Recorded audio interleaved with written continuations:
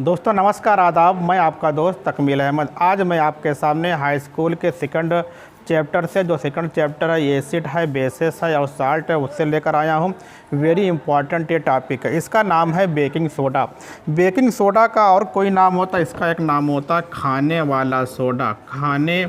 खाने वाला सोडा इसको हम लोग कहते हैं। ये इम्पॉर्टेंट है, बेकिंग सोडा हो या खाने वाला सोडा हो। अब बात करते हैं इसके फार्मूले की। बात किया जाता है फार्मूला क्या होता है। फार्मूला आप लोग देख लिए। फार्मूला कभी कभी देखिए बोर्ड में पूछ लेता है, आपको ये याद कर लेना है और लिख लेना। सिंपल पूछ लेता है बेकिंग सोडा का सूत्र निम्न में से कौन होगा।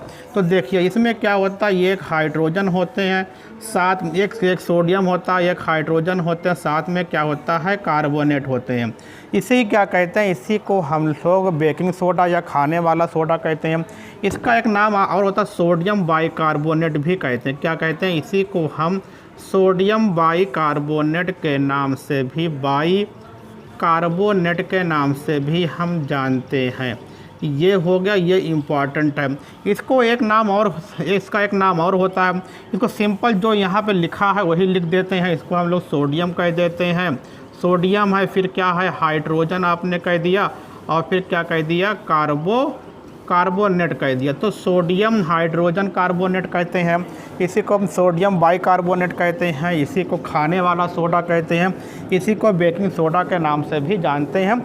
4 नाम होते हैं। अब बात करते हैं इसका उपयोग कहाँ पर करते हैं। इसका उपयोग आप लोग अपने स्वास्थ्य को बेहतर रखने के लिए कर सकते हो।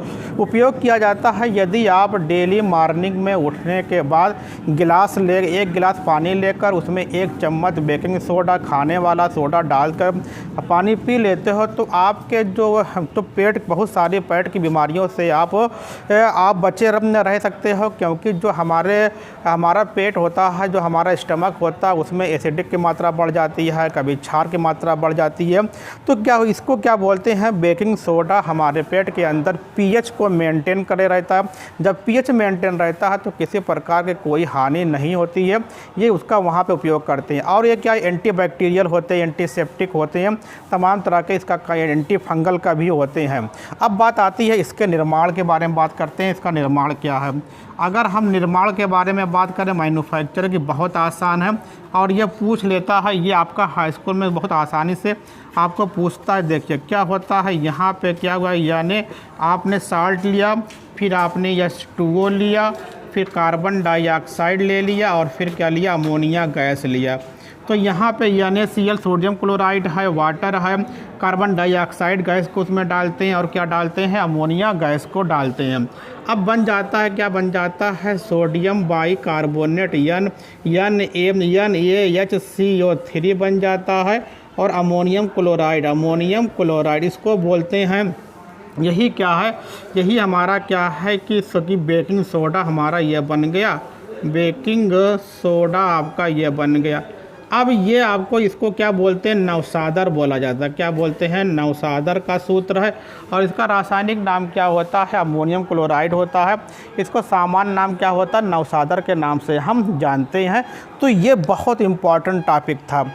अब बात करते हैं यहीं पे एक टॉपिक और होता है, बेकिंग सोडा हो गया। अब बात कर लेते हैं उसी एक टॉपिक को लगे हाथ बात कर लेते हैं धावन सोडा या वॉशिंग पाउडर, जिसको हमारा क्या है कि धावन सोडा किसे कहते हैं। ये तो धावन सोडा, इसी को क्या बोलते हैं, वॉशिंग पाउडर के नाम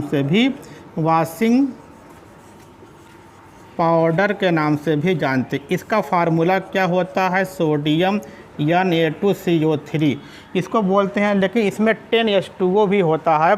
10H2O भी यहाँ पे लगा कि 10H2O ये क्या है कि धावन सोडा है।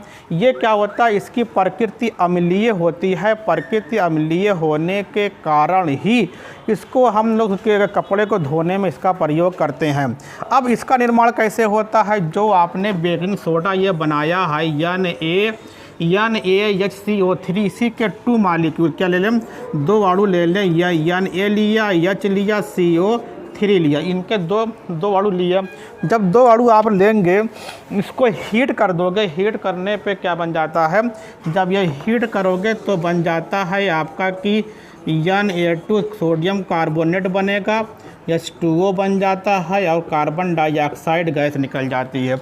अब बात आती है फिर क्या करेंगे, इसमें हम थोड़ा पानी मिला देंगे, क्योंकि कितना पानी होता है यहाँ पे हमने क्या लिया कि Na2CO3 प्लस 10 H2O लिया। अब इसी को जोड़ दिया तो क्या बन गया, Na2CO3 10 H2O, ये क्या बन गया, धावन सोडा आपका बन गया। तो देखा कि दोनों सोडा हम लोगों ने, धावन सोडा आपने देखा कि वेरी इम्पॉर्टेंट ये है।